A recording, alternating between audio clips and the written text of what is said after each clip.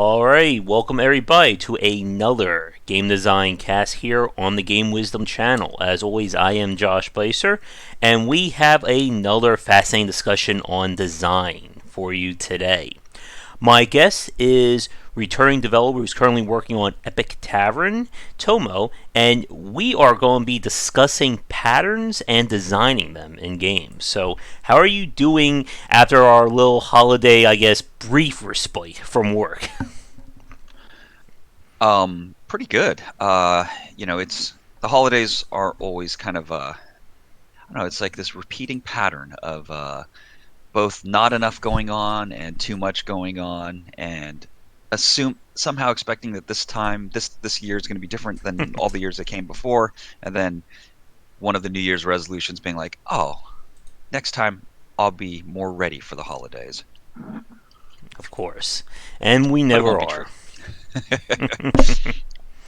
But it's great to have you back on. We're currently talking with having another roundtable cast for tomorrow. So I guess this is the appetizer to the main course for Sure, tomorrow sure. night.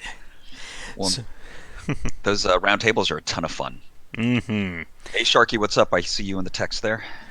Oh yeah. So for our topic, since you are the one who pitched it, I'm going to let you lead things off. So, what do we mean when we're talking about like patterns and pattern recognition, and how do they apply to game design?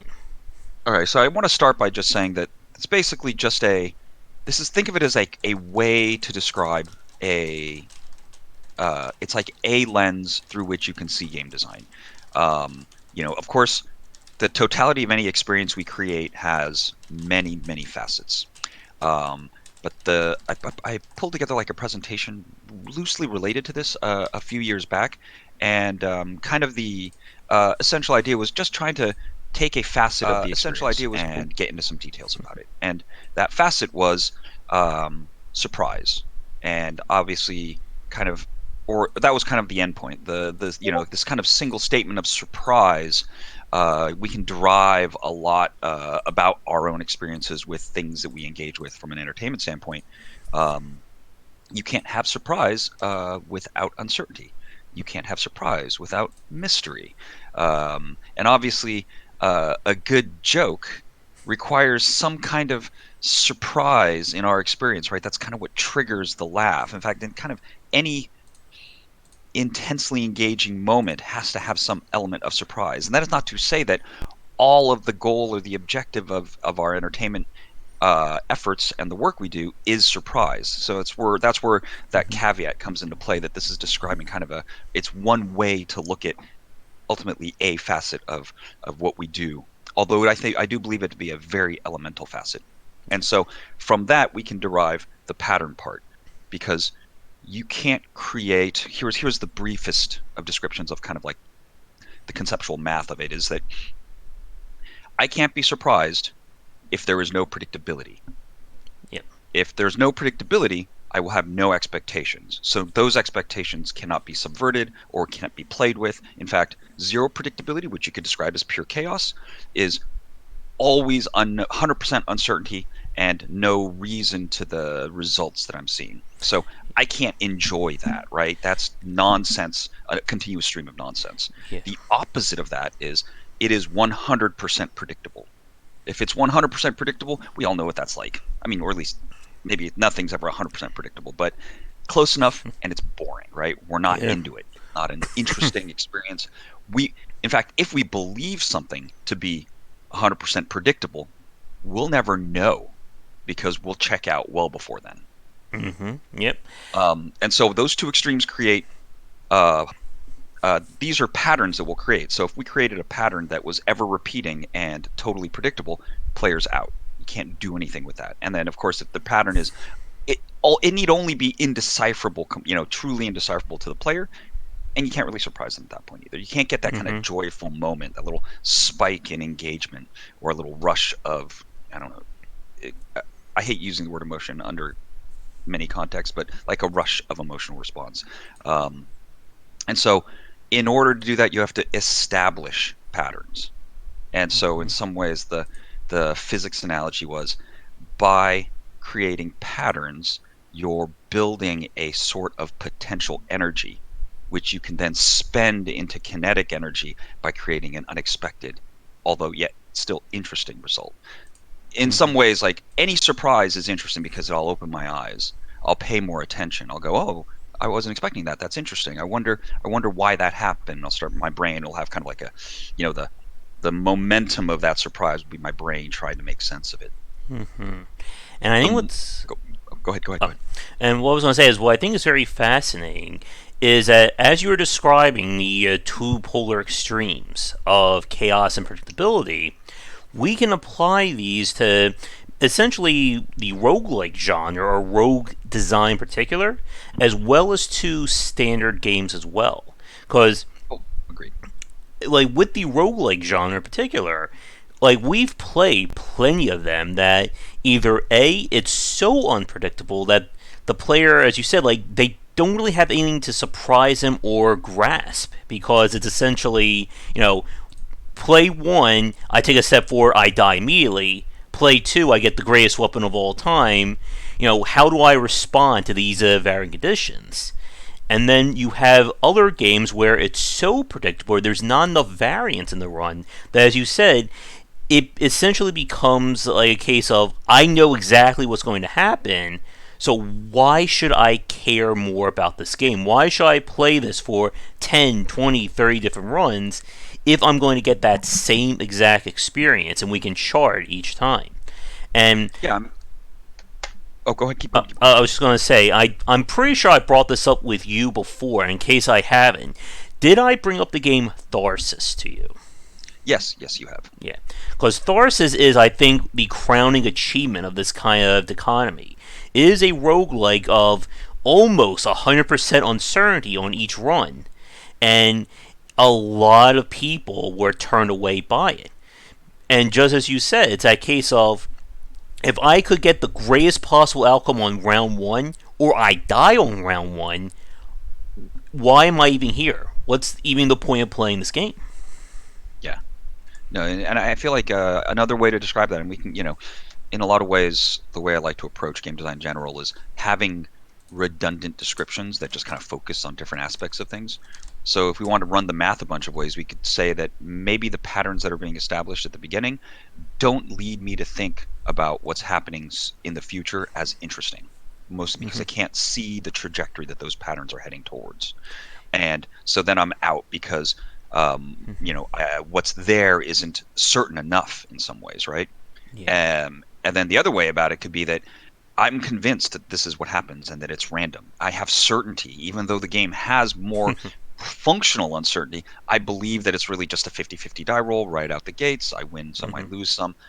I no longer I'm now convinced I don't need to play anymore because I feel like I've tapped out the experience. Yep. Or the experience is completely out of my control. Like there's nothing I can really do if the game, at the beginning just basically checks a box that says, player wins or player loses, and that's it. Although it's interesting, right? We talk Mm-hmm. about lack of control, but there are many games where you have basically no control. Like, what if the beginning of the game was literally a 1 in 3 chance of success? Yep. And you do have some control, though. You are choosing to let that die get rolled. Yeah. And then, as long as you try as many times as it takes to succeed, and once you've succeeded once, it changes all the odds for the next die roll. That's Mm-hmm. progress. And I'm literally all I'm doing is walking into the room Mm-hmm. over and over again, right? That's some amount of control. And what's Yep. weird is when we see games like clickers, that's all you ever do. It's Yep. just that the pattern of progression somehow can keep at least some people engaged, and sometimes extremely engaged. Right here. I've played my share of clickers. I have, I think, two or three installed on Steam right now. Oh, Not same playing here. this, not doing it right now. That would be crazy to have the toggle having the clickers running in the background. And yeah, like with some like the clicker games, like I think for me, part of that appeal is the fact that I know that this is not magic. There is a hard formula to how I play this game. There is an exact route that will lead me to the perfect min maxing. It's just a case of exactly okay, and it's just a case of me basically sitting there going, how do I find this pattern? How do I crack this code? And then once I've done that, then essentially the game is done. It's just letting it repeat until the end of time. Well, and there's some interesting like extra things to kind of get into the conversation because obviously the game is not a pure like our experiences aren't just these mathematical patterns with result variation, right? There's if it is beautiful enough, it's like is that worth looking at exactly the same thing and having the same things happen 3 times? Like let's say it's Mm-hmm. for sure beautiful enough that you'll do it 3 times. Well, now Mm-hmm. you just set it up so that on the third time something changes. Yep. And now you're kind of like the beauty carried me to this result. Now, I bring that up because there is also the quality of a pattern, right? Or the Mm-hmm. quality of what you offer in the direction. It's like, let's say Mm-hmm. it's heading somewhere, but where it's heading, I don't find that to be interesting.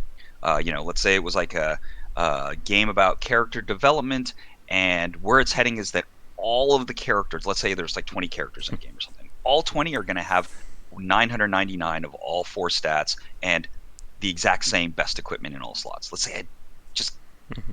I'm convinced that that's going to be the way things end up. I'm probably going to stop before I get there, right? Because that Yep. doesn't sound terribly interesting. Mm-hmm. Now, the game, and that thing is, games do an okay job sometimes of promising awesome things. And like a movie that has a great buildup, it can be hard to land that kind of delivery. But there's still much like the game is mostly about building that anticipation. Mm-hmm. If you're good enough at building anticipation, and it's okay. I mean, people will complain, but you just always screw up the landing. It's okay because your buildup is awesome, and just keep doing it. Yeah, and I think that's a really good segue into a comment Shark made earlier about building suspense for the payoff, like in good horror games. Because Yeah, horror is, I think, a really good example. It's one of the reasons why it's going to be, hopefully, one of the books I'm writing about that kind of build up and release of tension or that suspense. And a lot of really good horror is about establishing that pattern, that idea of, okay, we're going to this haunted house. We see, there's an arm sticking out behind that window.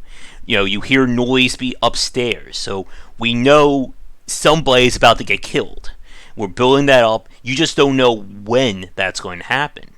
And and you could describe the fact that somebody's going to die. mm-hmm, That's a certain amount of predictability, right? yeah, And then inside the bubble of that predictability, we're gonna hit you with it in a way you weren't expecting. exactly. And like we saw that even to some extent with, I don't know if you saw the Evil Dead remake they did, I think, a few years ago. Yeah, that's a pretty hardcore horror movie, man. Oh yes, yes it was. That's not a further proof this is not a stream for kids, and we start talking about that. But one of the things they did, like purposely, was subvert the expectation of who was going to be the quote unquote Ash character. Like Yeah, one person like playing with the idea of losing their hand or picking up a chainsaw. And again, like it's one of those things, as you said, like it establishes that framework that the person knows, okay, they're playing around with the old Evil Deads. We get it. But they're doing that in a way, or they're doing that to set you up by subverting that and changing what's going to be the outcome. Even one of my all-time favorite movies, John Carpenter's The Thing, has the brilliant blood test scene that oh my god. sets it up perfectly. We know it's going to happen. We just don't know who or when it's going to happen too. Well, it's funny, right? Our brains definitely find some patterns more attractive than others. Mm-hmm. And I would say that blood test scene, it literally never gets old. I could Mm-hmm. just pop it up on YouTube right Yeah. now and just be like, God, that was such a good scene. Let's And just be watch the. really happy I saw it again. Let's just stop talking. We'll just watch the thing for the Yeah, next we just hour. watched the thing totally. Oh man.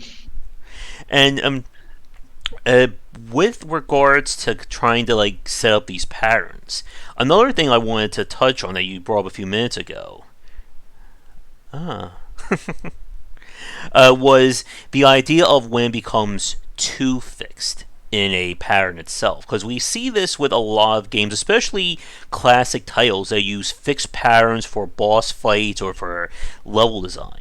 Like for people who've watched like speed runs of classic games, you know how these players train themselves to know exactly where everything is and how everything is going to go, and it becomes essentially that one route. Now, of course, it's important to point out that when we talk about that one route, that takes hours upon hours upon hours of practice and timing and memorization that the average player isn't going to do.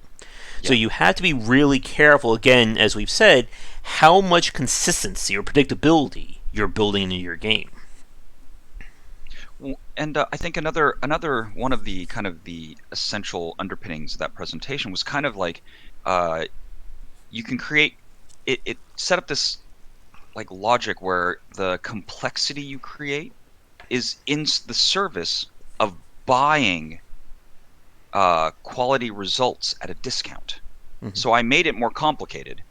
If I make it too complicated, you don't get it. I'm back in that other problem, right, where things Mm-hmm. are too chaotic because I don't understand. The user doesn't understand the Yeah. experience. But if I can draw them into like more complex thoughts, which really think of it as more as self-reference Mm-hmm. and like using my four pieces to create, you know, sub pieces underneath those that then Mm-hmm. interact to create sub pieces under those. In a lot of ways, I'm milking those first four basic pieces for as much interesting Mm-hmm. pattern space that I can, Yeah. right? And And as long as it's clear to, as long as the system is largely um, isn't too unclear, then I can start creating rhythms out of those new pieces of the puzzle, even if they're like lava elementals and steam elementals, if that makes sense in the context of earth, wind, fire, and yeah. And water. when we talk about that, it really gets into kind of like the basis for emergent gameplay. That you're giving the player these basic tools that have established patterns, and then the player starts putting things together, like saying, if I have the fire spell and we have all these wooden buildings, well, why don't I just set these buildings on fire? Or if I can give myself, or if I have a levitation spell, what if I cast that on myself? Now I can fly. And you're building, as you say, you're kind of like giving them the building blocks to create more tools out of very simple elements.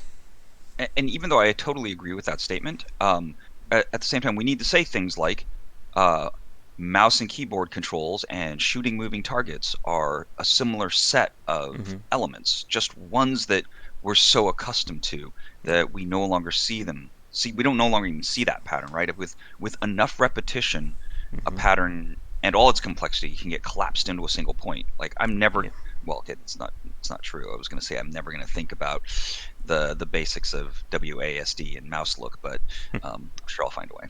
Yeah. Or even just associating the right trigger on a gamepad to shooting in an FPS. It's become such a standardized feature that it's almost like as common as walking and breathing, or using a steering wheel to drive a car. Totally, totally. And once you have that, though, the benefits of that and the benefits of all the work by all these people working on games for throughout this history um, allows us to make use of that. And then there can be new patterns that come after, right? You can, Mm-hmm. if you have basic first-person shooter controls, you can expect a decent chunk of the game player audience to have no problem with that. So now you can make your whole game about what's beyond. Let's say like the games like Quap or Clop, like those games definitely don't do anything like that. They start off right out the gates with like this is total nonsense. You're gonna have to start digging into this to try to make sense of it. And maybe part of the point is awkwardness. I mean, Yeah, or hard to something understand. like getting over it as well. Getting over it is insane. That did you see that video with Fadi's voiceover? Well, just talking about philosophy I while a playthrough of Getting Over It is happening. Possibly. I think, was that done on IGN by any chance? I just found the I video, and when I think. saw it, I think it was I getting love that over it video. with Ben Foddy or something like that. Yeah, I Something think. like that. Yeah. It's so good. It's Yeah. a great philosophical exploration in player mentality while being still funny as hell. Mm-hmm. And I mean, there's a lot of the myth of Sisyphus in his words there too. To Mm-hmm. just go back to the last time we talked. Yeah. And now, to a board fan's comment there, how do you make RNG within a pattern that isn't predictable, but isn't too unpredictable, but doesn't feel generic? It's the catch-22 of, if RNG is too out of control, as we said, the player can never be surprised or know what they're doing. If it's too predictable, then it becomes something essentially repeatable. Why should I play? Because the game can essentially do it all on its own. Well, I think we got to be careful. I mean, it's easy to throw the kind of throw the world under the bus of RNGesus. But there's too much nuance in there, right? Randomness exists in just about everything we're going to put together, and it's like we overlook the fact that literally everything is making use of some degree of randomness, even if in many cases, like if it's the case like a first person shooter or something, and there was, let's say, like it's like Quake and there's like perfect weapon accuracy or something, we're the randomness at that point. Yeah. The noisiness of our ability to control the situation and move around against each other and all that stuff creates a ton of RNG. And some of the cases of those cases, it's RNG that you can never ever beat because of the particularities of your opponent. That said, to talk directly to that issue, like in any given case, when a range of results can occur, you just have to control the clamps. If you make the possibilities too wide, then any one result inside of that set becomes kind of inconsequential against all the others, um, and too unpredictable, right? If there are 100 things that can happen as a result of pushing this button, that's too much. Our brain, like for normal people, Hmm. we'll just say people in general, that's not gonna feel good. It's always going to feel out of control. It's always going to feel like I'm just hitting a button, and I'm going to say the words out of my mouth are anything can happen. But really what I'm just saying is more things that can happen than I can make sense of, and I'm not connecting to the meaning of that action because that's too much. The range of results is Hmm. too variable. So like in a basic world where, like, let's say it's like an RPG and you have like a an 84% chance of hitting, and you're going to get frustrated because you miss 8 times in a row. Now, in the logic of what an 84% chance of success is, it's going to happen to somebody. In fact, we know exactly how many people it's going to happen to, right? If we get 10,000 people playing the game, we can tell you with surprising certainty the number of people are going to have that experience. And additionally, we can also probably be pretty certain that those players aren't going to be happy with how things happen. Hmm. And so that becomes like a true simple percent die roll is already a little bit in an icky spot when it comes to kind of what I'm talking about in terms of establishing patterns. Um, I think that you want to create one of three things can happen, and two of those things are bad. That really sets up a very understandable Hmm. situation for the player. It's not confusing. They're not even thinking like the idea of RNG being bad is no longer the case. It's a 2 out of 3 chance. So now you're taking your chances, right? That kind of fits in our more emotional relationship with randomness. Now, if I have a 4% chance of success, it's it feels it that even though both those things are random, Hmm. a 4% chance of success fe- fits the word in our human experience of random way better than a 1 out of 3 chance. In fact, 1 out of 3 chance feels pretty predictable. There are two Hmm. things that can happen. One happens 1 out of 3 times, and the other happens 2 out of 3 times. Now it almost feels like a I don't know. It feels like a choice, right? Hmm. Yeah. Now, to be fair, you can create those long odds results. It just feels better for players if you construct them out of smaller set results.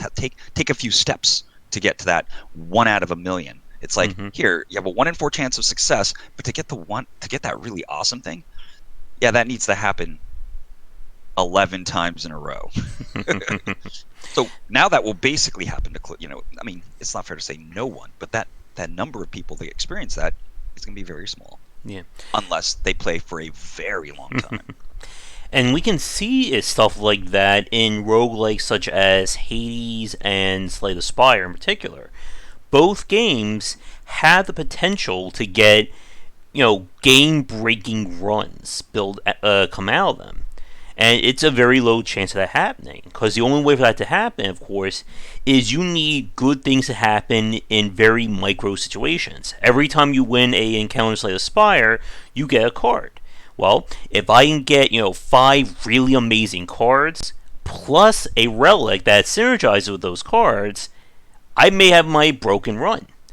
The chance of And that that's okay, happening, though, yep. because you do so many runs that for some of them to be total garbage, and for some of them to be outrageously overpowered, now that becomes an interesting feature of the experience. Yeah. And to be fair, like especially like in the case of Hades, when it's bad, it's kind of short. Yeah. Right? It's like in my head, all the runs that were unlucky and garbage, I kind of don't remember them, right? They go like 1-2 dead, but then my average is like, I mean, I play for maybe 5-ish or so hours maybe, so it's like Hmm. I get like 20 rooms in usually, and it's enough to kind of crank up some of those other metagame progressions. But then once in a while, it's like I've been playing forever, and actually to be able to play for too long in a single run though does hurt replayability, Yes. right? Because if I do like a 60 room run and get all this stuff, I've been spoiled a little bit. Yeah. And again, it's like you can always build systems to clamp the results. It's like, yeah, it's a 1 in a million chance to get a quadrillion reward, Hmm. but the game's clamped it at a billion or something. Yeah. And That's you'll definitely the clicker player in me talking. and you also be really careful when designing a roguelike like that. That the whole point of a rogue experience is that it's like a 30 minute to an hour long play that can then be repeated multiple times. If we're talking like 30, 50 hour long roguelikes, that's just way too much investment. Yeah. And the player is just. And how are you supposed to build an experience around that amount of time that's going to be replayable or meaningful replayable? Well, I mean, I think you want to look at the let's say it's like a single life for 50 hours versus dying 1,000 times in 50 hours, right? If it supports 50 hours, there's some similarities between those experiences. It's just the number of times you die is not one of them, right? There are systems at play that must be similar to that one where you play 1,000 times. They just don't. They're not revolving around the death of the character, right? There's other kinds of turns of the crank that are occurring. Maybe it's the gaining and losing of gear, or the getting a better or worse result in a particular fight or a particular level. That those oscillations need to be present in one way. It's just nice that if you were to be able to, if I can create like a great 5-minute experience, then now I might want to try to figure out a way to create a metagame that allows it to be played 1,000 times in a row in an interesting way. Mm-hmm. And so at that point, you're just kind of deferring. Think of it as for the fast death legacy, long haul legacy progression in a roguelike. Mm-hmm. Um, it's like it defers its features into the metagame. And then if you're going to live the one life all the way through, like you're going to play Skyrim or something, that defers the features into the flow of that single life. Mm-hmm. Yeah. Yeah, I still need to Oh, play the Tillier series. oh yeah, Atelier. However it's pronounced. Yep, It's a popular word in the art world. uh, and with like as we said, like with building these patterns and trying to define them, I guess that's one of the things I want to get your thoughts on this with regards to the Mario Maker scene. Like we have seen many Mario Maker developers use the elements that come with Mario either to subvert them or to essentially like troll the player. Like we've seen people go with the ever popular, the soft lock, or having a pipe set up that instead of taking you forward, it maybe will send you back and delete your checkpoint.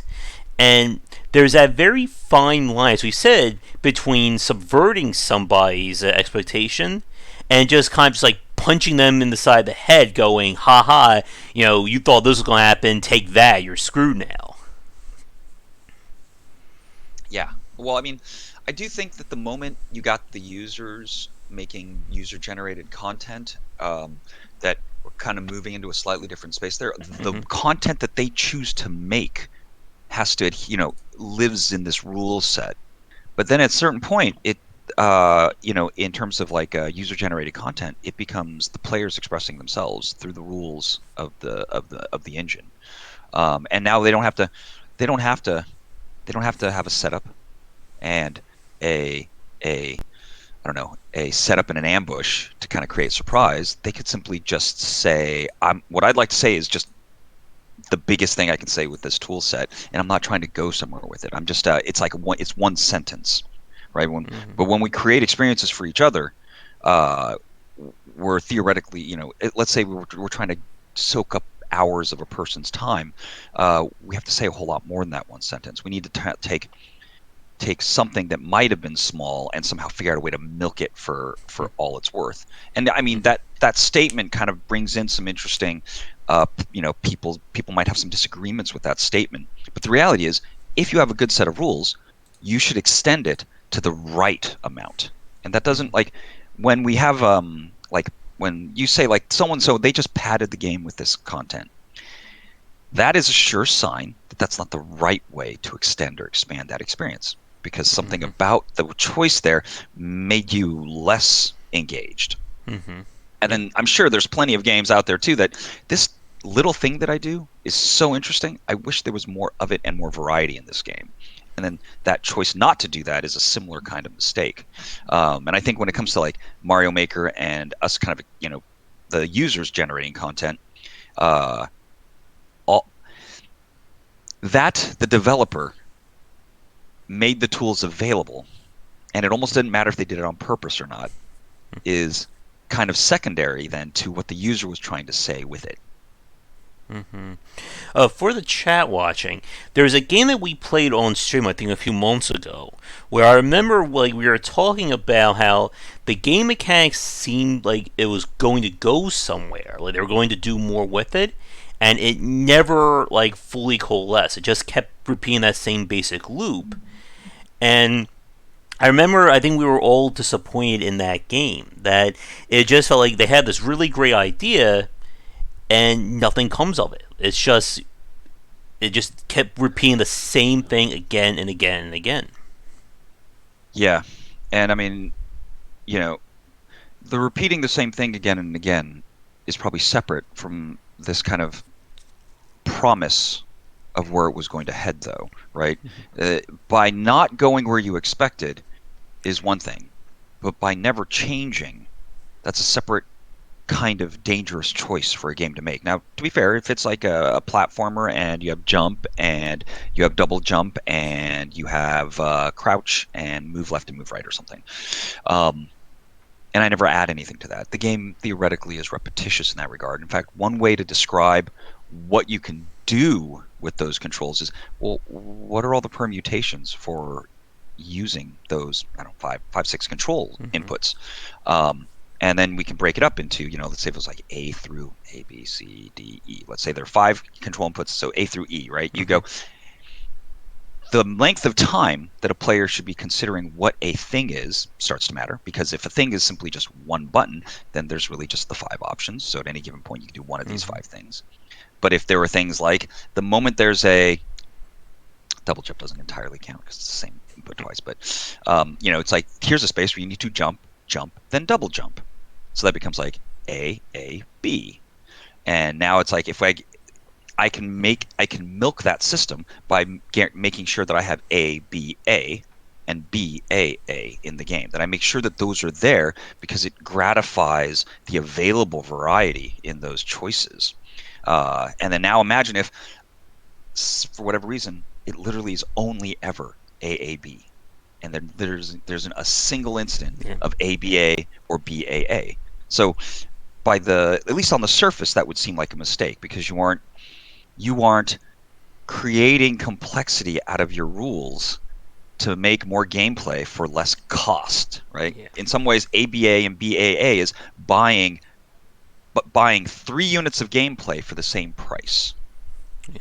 And I could see that when I was doing the research for a lot of the platformers I was doing for my book, that there are platformers that they are platformers by, I think, like the most basic definition, that every jump is the exact same obstacle. There is no sense of variables or changing how I jump. I hit the jump button, the character jumps the exact same height at the exact same rate. I can't control it. And that's the entire game. It's just doing the same. It's the same problem with the same solution for how many hours. And then, as you were saying, some of the better examples are saying, okay, I have 4 choices to my game. How many different ways can I subvert or use these choices? And Mario still is one of the best examples of this. You have bouncy platforms, collapsible platforms, moving platforms. We can set up jumps at different heights. We can change the size of the jumps or the size of the landing zones. So Mario's And you can moveset. feel it. Yeah. Like, what they've done is they have explored the available space. Yes. And you can feel it when they do that, and it's kind of like they have a reputation for it because we've been seeing that pattern of their kind of game design expertise for, I guess, our whole lives. Yeah. And it's one of the reasons why, like, Nintendo's platformers have always, been that standard of quality or the mark of quality when we compare other games to it. Because, again, I am sure as everybody watching, we've played so many platformers, and you can really tell the difference between a good and a bad platformer.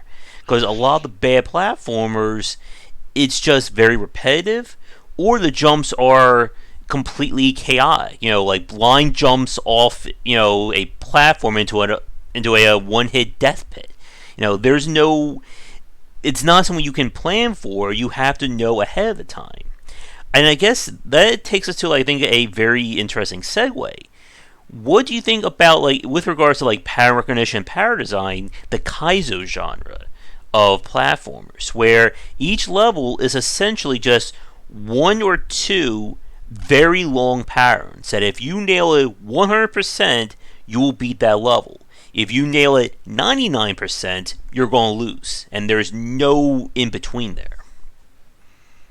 Yeah, I think those games are trying to kind of creep their way up to what it's like to practice playing an instrument.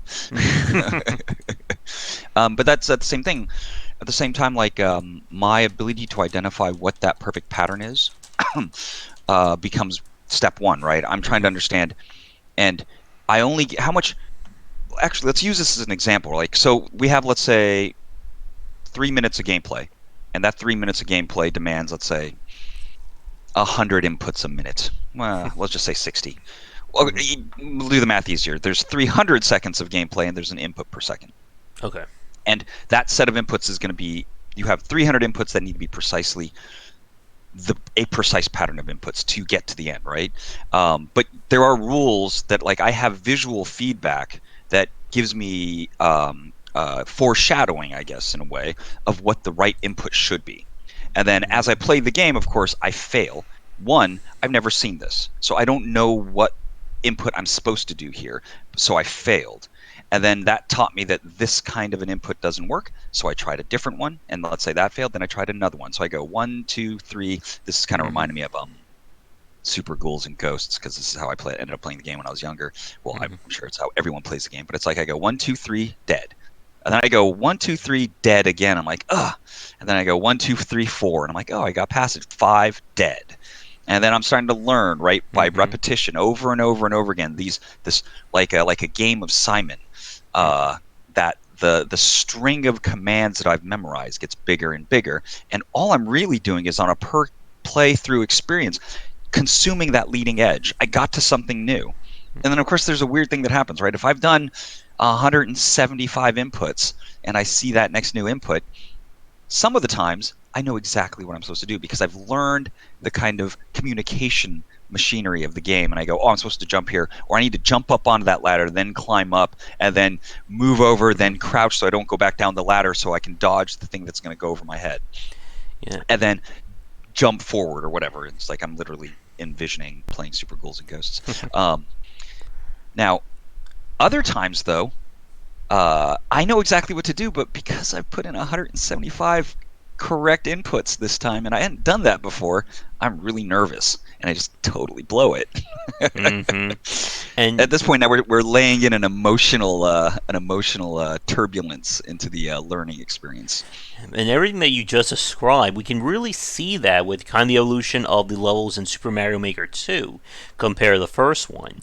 Like, for people who've watched Kaizo players or Mario Maker players, one of the things that level designers are doing these days is throwing more guides or more tips in the levels to let players have an idea as to what they have to do.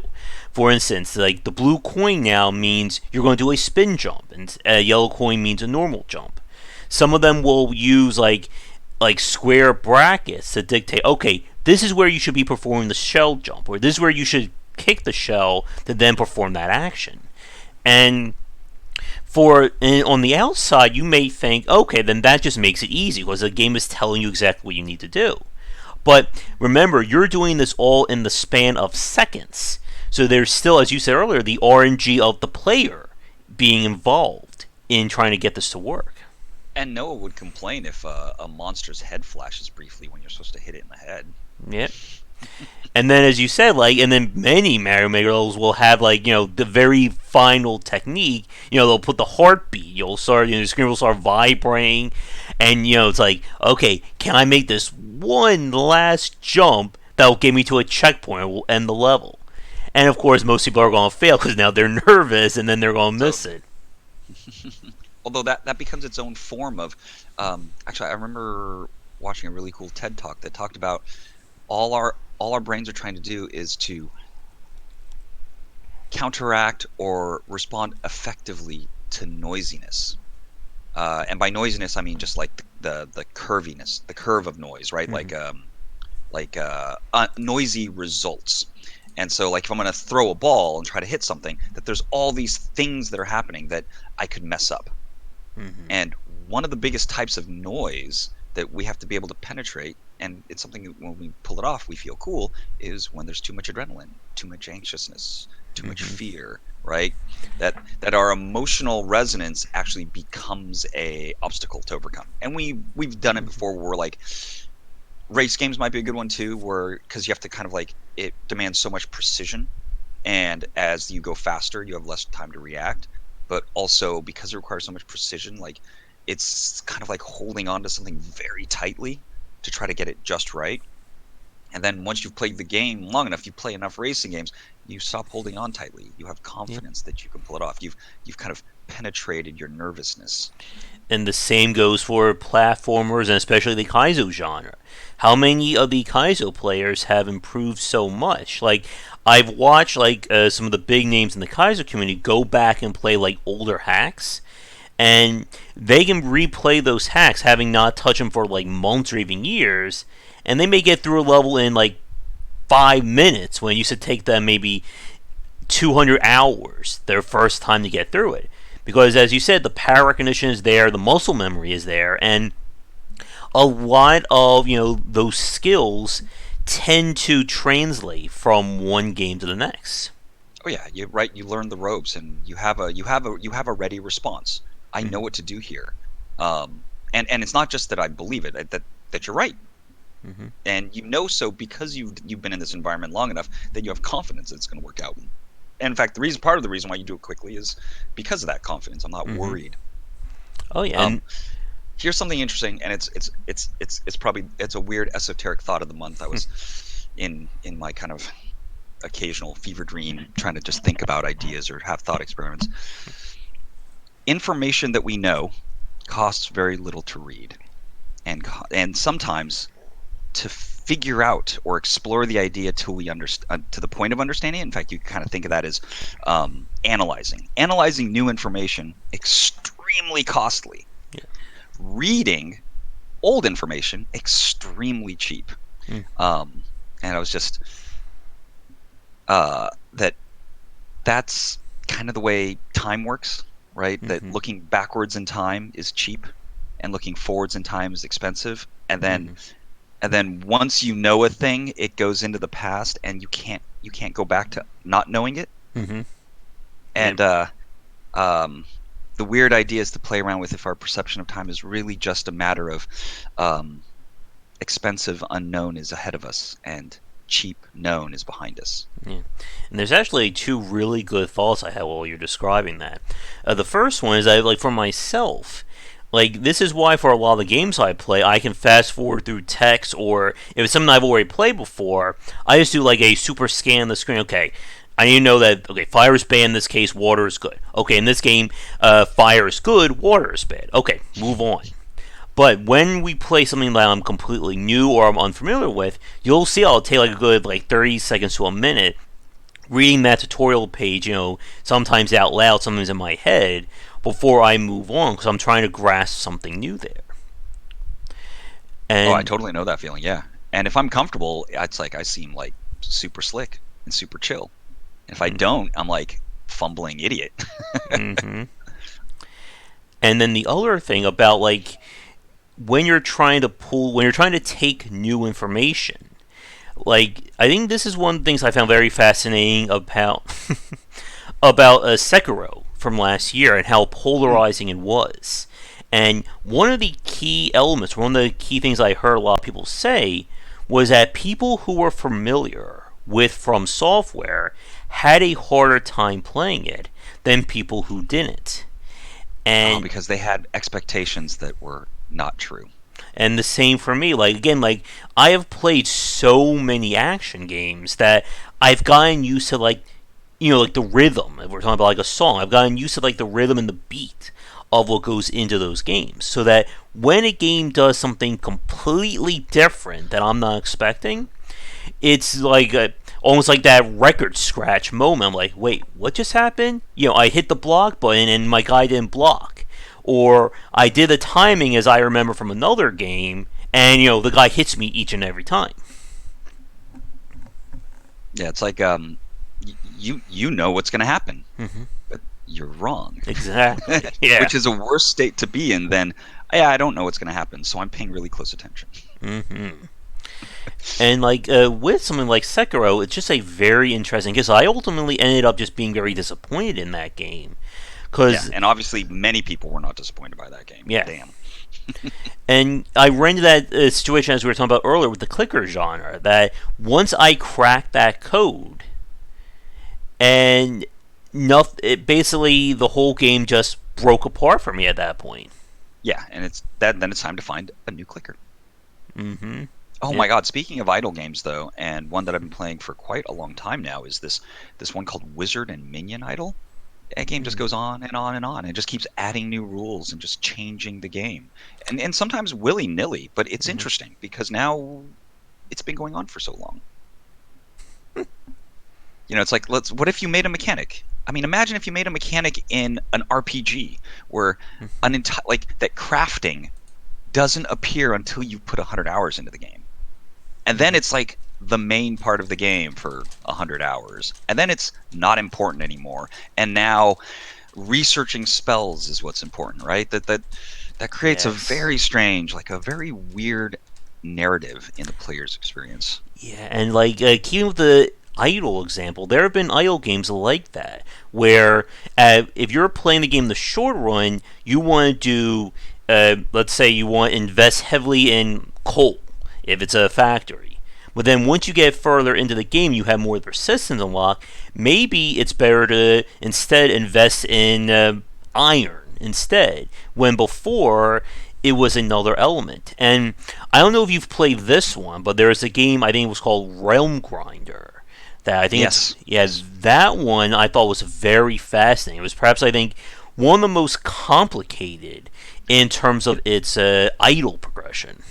And it opened up like classes or something, right? Yes. Yeah, yeah, and that changed the approach, but then you could start getting multiple classes at the same time, which made those approaches lay over each other, and then Mm-hmm. now you had like talk about pattern recognition, right? It's like, Yeah. oh, here's a normal game, here's an A filter. And you're like, okay, well, I'll play the game with the A filter. And then they're like, here's a B filter. Oh, cool, I get it. They're just going to keep changing things up so I can keep playing the game again, but with Mm-hmm. these kind of like new different settings sort of. But then it's like, okay, now you can combine any two from A through L. Pick Mm-hmm. two, and now you can play them together, and you're like, holy crap.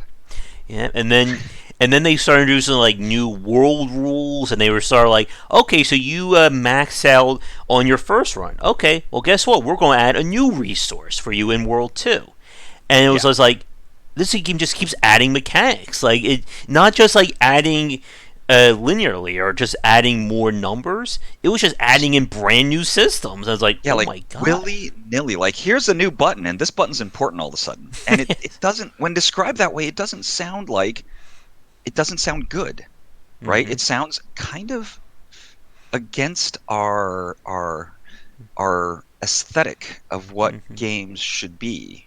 Yeah. But the more I play these kinds of games, and I see a lot more of it in the idle game space, probably because it's so much more experimental in the grand scheme of things. Mm-hmm. I'm starting to appreciate that there are probably some. I'm gonna be exploring some of that in the future for sure. Yeah. Like I mean, to some extent, you've played Mountain Blade Warband. Have you played it a lot? I played very little of it, not too much. Okay. So, I mean, I highly recommend that game in terms of a game that like really captured my imagination and attention for a Hmm. few hundred hours. Um, the melee combat in the game, or like shooting arrows and stuff, it's bad. It Hmm. is its action mechanics are like rate in like the 3 or 4 out of 10 range, Hmm. and that's how it starts off. You're like on a horse, and you're using these clunky combat mechanics, which are frustrating because sometimes you lose because it's clunky controls, and the AI doesn't have to deal with those clunky controls. However, I've never played a game where you start off as just some guy on a horse or trying to survive and buying a bag of flour and selling it at the next town to slowly accumulating more and Hmm. more followers. There are these like friends that are kind of like additional RPG characters that you can Hmm. level up. Next thing you're working for one of the kingdoms. Next thing you see these huge armies with like hundreds of followers, just like wandering around the map and doing stuff, and you're like, what? That's crazy stuff. But eventually, after a long enough time, you're one of them. And then eventually, after a while, you're defeating those armies. And then at some point, it can transition into you having those kinds of armies at your disposal. So it basically does this kind of like really fairly epic expanding out layers of the onion to capture more and more gameplay. And the name of the game changes quite a bit with every one of those steps. Yeah. Um, so in a weird way, that's kind of a more conventional representation of some of the things we're talking about, where the game transforms as you Hmm. play the game. Yeah. I think there's definitely like another topic we can certainly come back to another talk or whenever about how do you keep the player invested when you're starting them off so weak like that? Because in typical design, like I've said this before, especially in the Metroidvania genre, there are plenty of poor Metroidvania games that start you out purposely weak to the point that the game is just horrible to play, to then build you up to normalcy in another game. Yeah. And actually, I think this is actually a good time to talk about that. I mean, part of that presentation really was like, if I'm using my mechanics to establish patterns, and the Hmm. more I establish a pattern, the stronger the potential surprise at the end of that string of, let's say, predictable events, then what's stopping me from going with the actually, I'm gonna take a step back. I want to briefly talk about how human beings perceive changes proportionally. So if we have one thing and I give you another one thing, that's two, and that's 100% difference in how much you have, right? And that Hmm. feels like a significant change. And you could take half the screen and then make it the whole screen. That's very noticeable. There's a lot of contrast between in that event. But if I have 99 of a thing and I give you one more, it's nearly imperceptible. Yeah. In fact, I had a little thing in the presentation where I put one kind of disk up on screen, and then you put another, and then I put another, and then I put another, and you just keep doing that and just watch the way it feels. When one gets added, it's a noticeable, it's a Hmm. significant change. More importantly, that's the most significant change you're ever going to see with that kind of an approach. And we can. Everything after that will become less and less proportional gain, and you can feel it, right? It's Yes. like when you get when you have one gold and you get one gold, you're like, oh, if you Hmm. have 10 million gold and you get one gold, you cannot even perceive it. And so now let's take that and go Yeah. with this pattern establishing. Let's say we're going to create a pattern of rewards. Well, Hmm. the best feeling reward is going to be the one that seems like the biggest change. And Yes. so I could give you one gold. I could give you one gold, and it's going to start creating repetition. In fact, that one gold is going to lose value, right? The curve is Hmm. diminishing in my interest at that reward. And in doing so, I'm kind of building you up, though. I'm using boredom to make it so Hmm. if something exciting happens, it will be more exciting. The Yeah. surprise will be bigger because in some ways I'll have literally used, we'll call it, I've used boredom to Hmm. make you more thirsty for an interesting result. And then my 6 out of 10 interesting result suddenly feels like a nine because I set it up so in that Hmm. particular way. However, there is a risk Hmm. because if partway through this boring ass stretch you decide Mhm. to stop, all you had was a stretch of boredom and it ended. And that's where the whole phrase, the real game begins at X, Yeah. becomes a very major point. If your game is this amazing, never foreseen title at hour 50, how many people are going to stick around from hours 1 through 49? That's what a lot of people are saying with Death Stranding. I've heard people who stopped early saying, this is a horrible game, it's mindless, it's repetitive. I've heard people say at hour 30, oh my god, it all starts clicking. Yeah. But, I feel like the Witcher TV series recently, their mhm, first season, has some of that going on as well. yeah. Oh, good. Now we're pissing off the Witcher fans. We just pissed off Hideo Kojima and I Witcher fans. I'm a big fan of that season of TV, by the way. Hmm. And you know what? By the end of the well, okay, for sure by the end of the second episode, I'm like, this is garbage. I am so out. What a waste. And Hmm. then by the end of it, I'm like, oh crap, this was awesome. Oh yeah, yeah. I enjoyed the first episode. I kind of like blanked a little bit on number two, I think. But then like by like I think the fifth or sixth one, Yeah, like I was it's just warm, all in cooking. on And Cavell as a Geralt there. it took some time to warm up to him, I think. Yeah. Is because it's because his behavior pattern, right, is so anemic. We Hmm. don't get anything from him. Yeah. And obviously, the grumpy trope is a little overdone, right? Hmm. But in the end, the execution is so consistent. By the end of it, you're like, oh, I love grumpy Geralt, and it was cool. Yeah. And It's a good example, though, right? Because yeah. we know lots of people that ditched out early, Yeah. and I don't disagree with their criticisms of the experience leading up to that. And so there was think of it as a high risk move, because certainly ending strong, and like let's say like just like not to give out spoilers or anything, but like they do stuff at the beginning which can't make sense to the audience. Yeah. So we're left with confusion, we're left with some chaos. And then they spend time and then they loop back around and then they Hmm. explain it, and it turns out the explanation makes it really cool. And it's cooler because of the time I spent in confusion at the beginning, but it's a Yeah. risk Yeah. because some people left before they were able to get there. Exactly. And I want to touch on on that whole idea of kind of subverting the player's expectations, and especially with that idea of scaling and growth, because there's some really good points there. And again, like what you just described is essentially the whole hook of a lot of the best idle or grinding based games. Ooh, son. Sorry. That's okay. That like with something like Forager, that I talked about last week or on my top games list, that the game, as with a lot of idle games, starts out purposely slow. It's methodical. You're going to spend a lot of time going from here to there to move resources to do this. It's boring like that. And then you start unlocking new stuff, and then all of a sudden, that grind. Oh, yes, exactly. That's why I can't praise the sun in Dark Souls. And then all of a sudden, you start unlocking tools that mitigate that grind. Or they'll introduce something new. So instead of you having to worry about X has been taken care of, but now you have Y to do. And as you said, it's just that keeping the player always thinking that something new is going to happen, that there's going to be this amazing thing down the line, and I just gotta, get over that hill or get around that corner. And then the other thing I wanted to bring up, and I think this is very important, because what you're saying with regards to how much things change and how they impact the player. And this, I think, is the dichotomy of ARPG design. Because ARPGs are always about giving the player something new to use. You have your fancy sword, well, I'm going to give you now an even fancier sword. And I'm going to keep giving you more and more stuff. But as you said, there's diminishing returns there. Going from 1 to 100 points of damage is huge.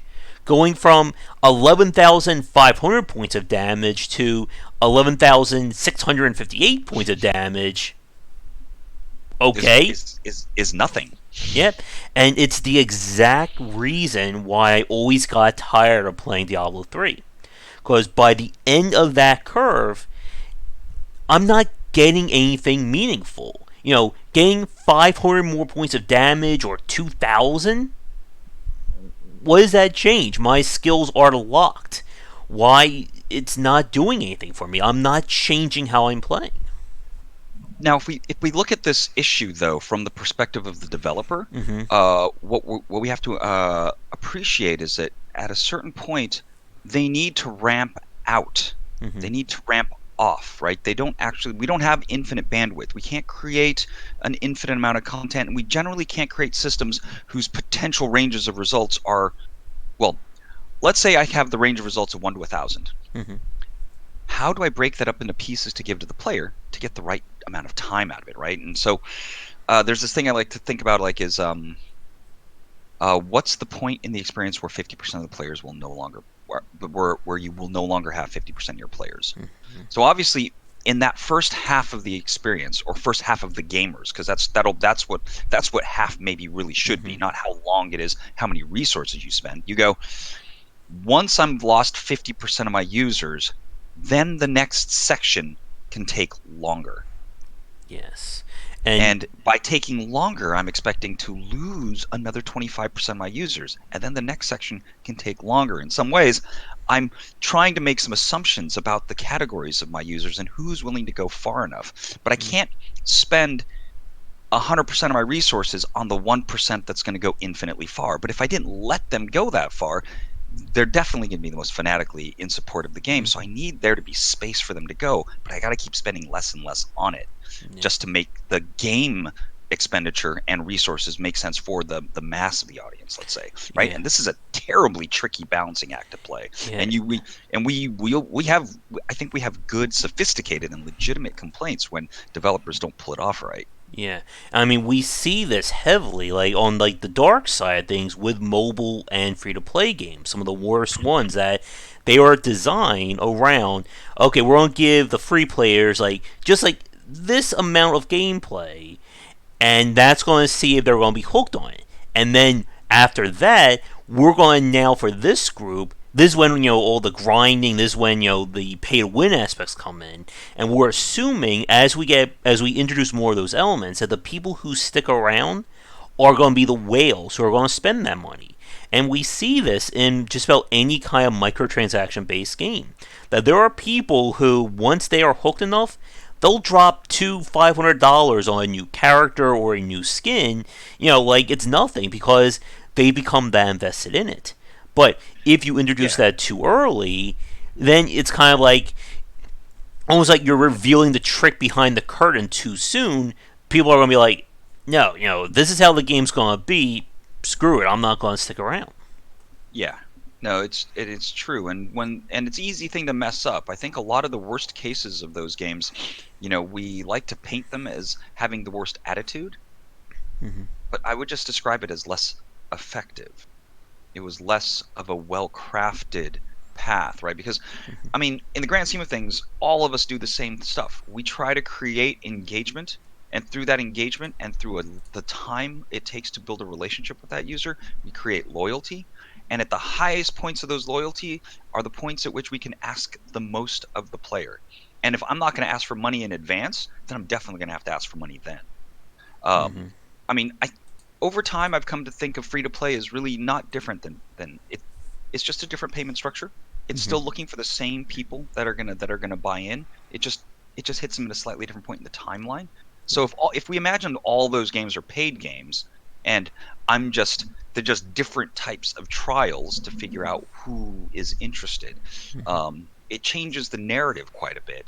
And I'm not saying that those mobile companies aren't trying to, maybe in a sort of uncool way, try to get as much money from the users as possible. In fact, really what I'm saying is that all of us are, Mm-hmm. including all the people from before, that they've always had those thoughts, except that if you're playing in the art form that's established and conventional, nobody blames you for that. They just, like, once it's, like, if it's a thing that everybody is accustomed to, now we identify it as like, well, it's just that movie wasn't so good.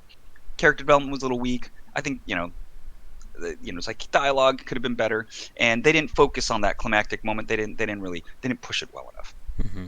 Now, if it's a totally brand new type of entertainment, though, And now we'll use different words, right? We'll say that their intent was was malicious somehow. Yeah. To be fair, And all capitalism is a little malicious.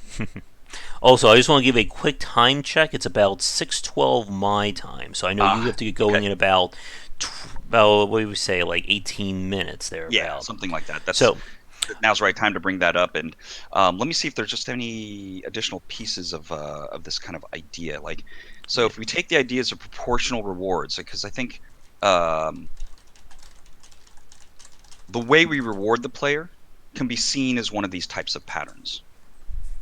Now, here's the part that kind of ties it all together in my mind is that me giving you any information of any type, like a new move is available, a new type of equipment is available, a new type of um, a new type of achievement can be gained. Those are all they should all be seen as rewards.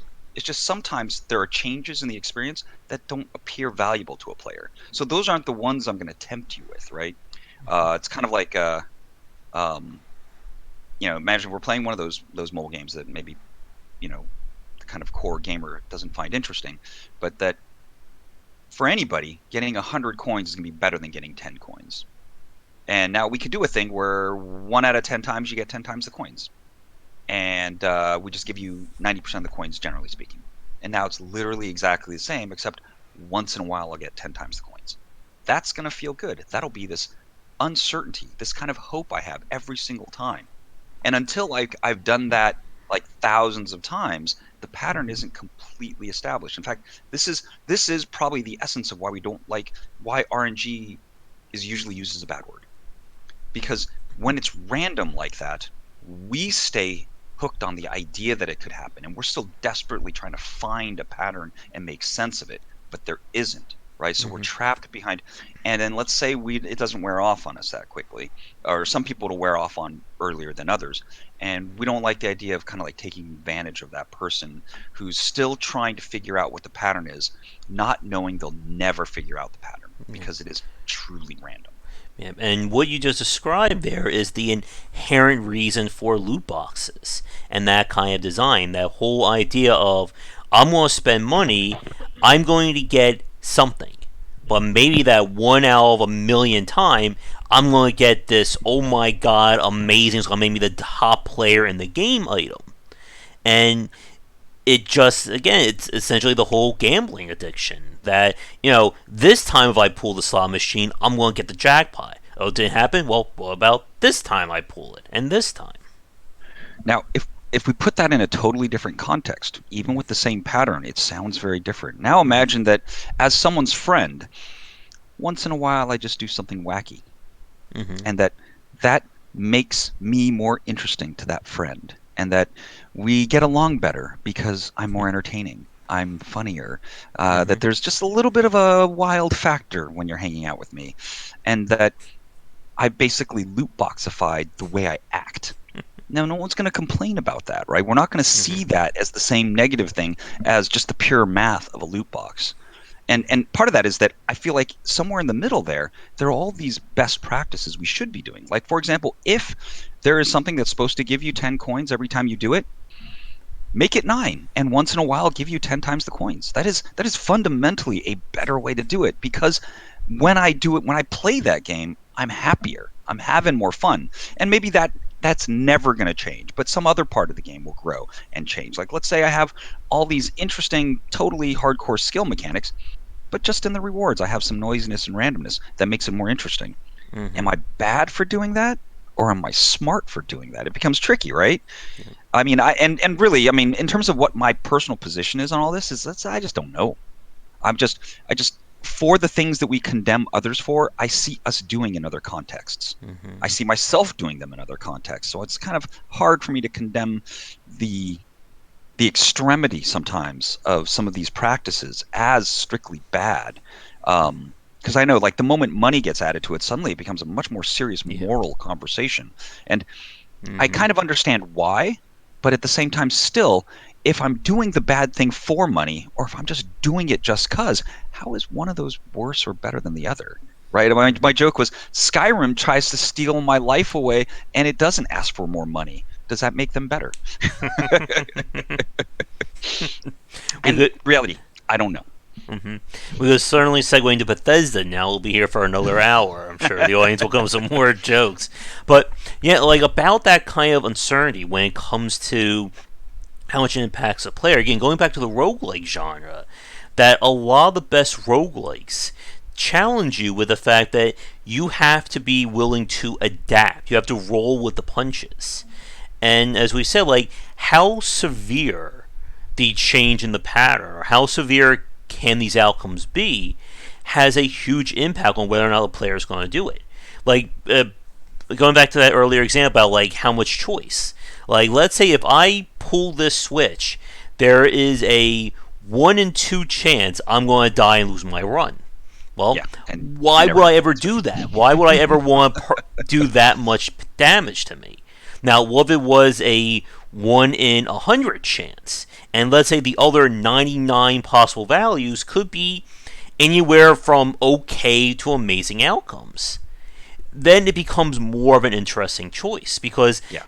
it's more uncertain, but you still have that feeling like maybe something bad could happen if I do it, but the pros could outweigh the cons in that regard.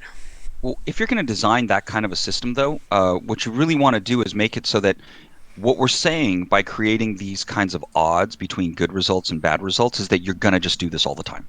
Now Mm-hmm. that you're going to do this all the time, what we can say is in the continuum of actually playing this game, 1 out of 100 of those times, something bad is going to happen. Now we can Mm-hmm. say this bad thing will happen 1 out of 100 times. What are your contingencies for dealing with it? Create Mm-hmm. options for the player to set themselves up to deal with 1 out of 100 times. And of course, because it is random, sometimes you'll get a streak, sometimes you'll eat it, and there's no escaping it. Right? Part of the story of the game experience is you can't get away from death. You're Mm-hmm. just stop worrying about that. What you're trying to do is the best that you can do. The moment that is a true statement in the player's mind that they've committed to that experience, now you can do all kinds of crazy, uncool stuff to the player, and it becomes interesting, right? It's more dramatic for me to have an unexpected, terrible thing that I try to overcome. Yeah. If I cannot try to overcome it, eventually I might just get tired of you turning off my game. Mm-hmm. Yeah. And I've said this many times before that ability to pivot, I feel, is very important in games about probability or RNG. It's that difference, I think, that keeps me invested in a game like XCOM, or doesn't keep me invested in a game like XCOM, versus a lot of the other tactical strategy games I've played. Where if I fail, if there's a 1 out of 4 chance I'm going to fail a shot in XCOM, that is huge. That can easily screw my entire campaign. There's so much way around that choice. But in other games, like again, in a game like Hades or Enter the Gungeon or anything else like that, if something bad happens, it's not a case of I'm dead, runs over, we're done. It's Yeah. now, okay, this happened to me. How do I go on from there? How do I recover? And it reminds me when we had Edmund on, who designed Biome Isaac. And he said one of the things he was kind of lamented about with Biome Isaac was how many players will purposely ignore bad items. He wanted you to take those items and then kind of roll with the punches. Yeah, make use of it. Well, and that's the trick is right. If you have, you need to have multiple channels, Mm-hmm. all of which have bad results and good results, or we'll say undesirable results and desirable results. Mm-hmm. And so now I can give you undesirable results on one channel so that you can have desirable results on another. And then if the context of the play experience shifts between those four contexts, let's say, that at any given point, I can have a thing that cuts in half the badness of context A and doubles the benefit of context Mm-hmm. B. If I found an item that is super crappy for A and decent for B, in that situation, I might still want to use it. And then maybe I Yes. can ditch it or just deal, right? Dealing, there's, I think that game designers of today that know what they're doing have started to absorb this lesson. Maybe intuitively in many cases, but I'm seeing a lot more cases where complexity in game systems are more elegantly arranged than in the past. I think we're Yes. seeing a lot more kind of like high quality meta progressions in games. It's good stuff, and I think that kind of cuts to the essence of it. And this kind of way of thinking about establishing patterns, creating results, like it's same as any kind of storytelling, really, too. I think Mhm. it's really just any entertainment medium or maybe any art form at all is always going to be playing at toward the same game. It's towards trying to unlock how to make our attract our attention, turn us on. Um, Mhm.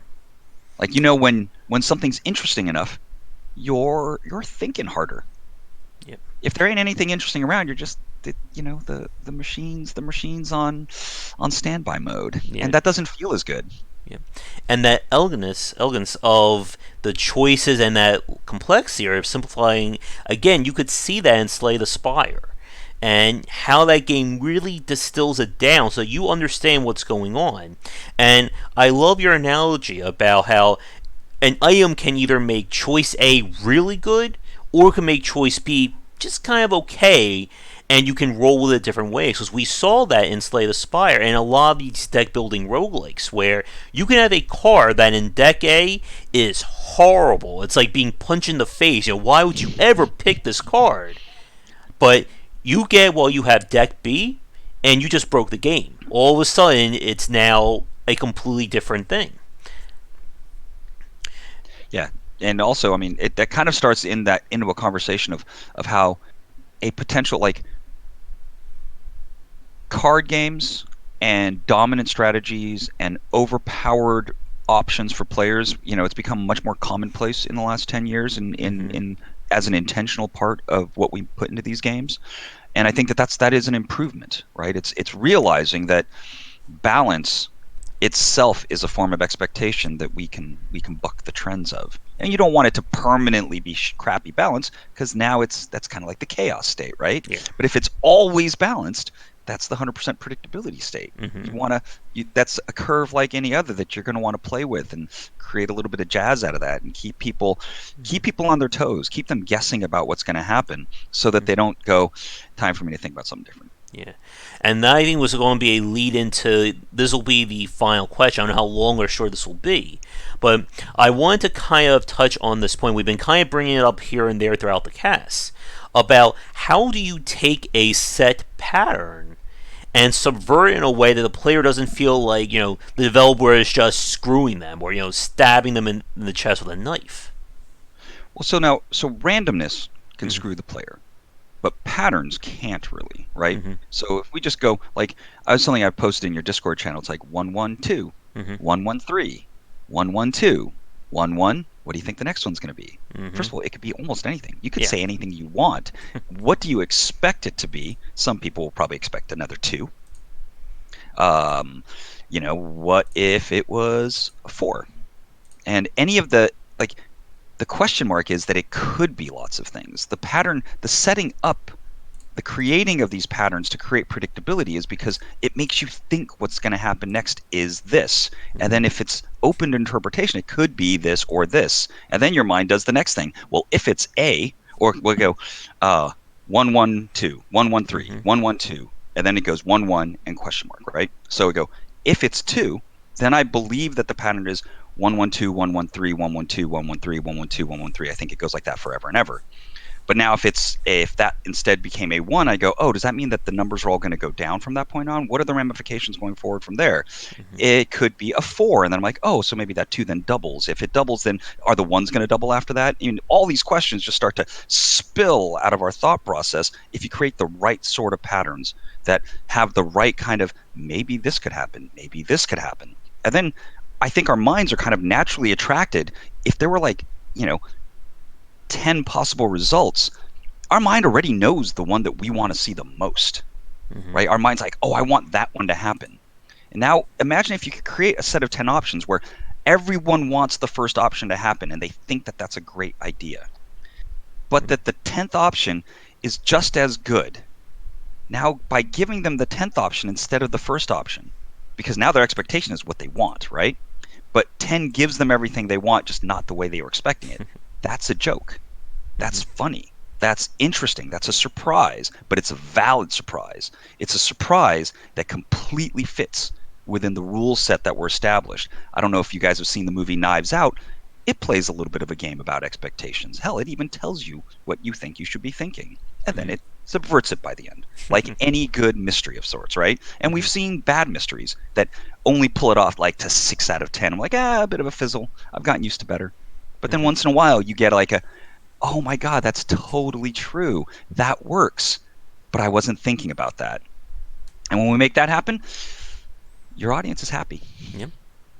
And I think, It's perfect timing. yeah, I think that is a great timing and a great way to end it on. Now, normally I say we'll love to have you back on, but if things go accordingly, we'll be talking again tomorrow night. Yep, But 10 p.m. my time. and I think if Ramin's still available, I think it'll be like 11 a.m. the following day his time because he's in Australia. Yeah, yeah. Time zones are always fun, people. But as always, Soma, it's been a pleasure hanging out with you this evening. And after our spotlight or after our roundtable tomorrow, we can definitely think about having you back on for another one of these casts. For sure. It was fun talking, Josh, and talk to you tomorrow, and maybe after that. All right, not a problem. So, very quickly, for people who want to follow you and Epic Tavern, if you have any social media you'd like to plug, feel free. Um, our Discord channel is discord.gg/Epic Tavern. Our Twitch stream is Twitch TV/Epic Tavern. Twitter is at Epic Tavern. And I think we have a Facebook page for Epic Tavern as well. All right. So for you folks watching this live record, thank you for tuning in. If you'd like to get this cast ad-free and early, be sure to go to our Patreon, patreon.com/JWBicer. You can find our Discord and Patreon link down below. I'll be back for regular streaming around 9:30 EST, and be sure to tune in to our next roundtable discussion. And if you are a developer working on your own game or just want to talk about game design and would like to get in touch, feel free. We are always looking for new guests. But that is going to do it for this cast. Have a great rest of your night, everybody, and come back for daily discussions on game design here and on Game Wisdom, where some of the art and science of games. Until then, take care. Thanks, everybody. Happy New Year. Mm-hmm.